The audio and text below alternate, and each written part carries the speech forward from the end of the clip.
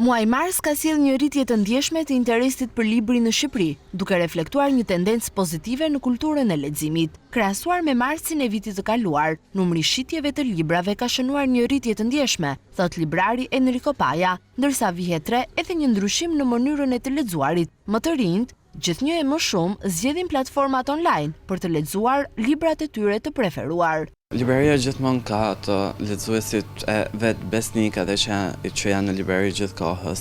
Gjithashtu shohim që ndonjëherë po të njëjtit lexues kanë edhe tendencën për të bërë porosi nga webi apo nga faqet tona të social medias. Mund të themi që është hapur një formë e re dhe një rrjet i ri të lexuarit dhe të formës së lexuarit, siç janë librat e-book, ndoshta vetëm për shkak të disponibilitetit për t'i lexuar dhe për t'i siguruar më lehtë nëpërmjet platformave. Sipas të dhënave nga librarit dhe platformat e leximit online, disa nga librat më të shitur dhe më të lexuar gjatë këtij muaji kanë qenë Vorbulla nga Genta Hodo, Kaloje plukun mbi eshtrat e të vdekurve nga Olga Tokarczuk, si edhe Porta e 7 nga Klajdi Thaçi.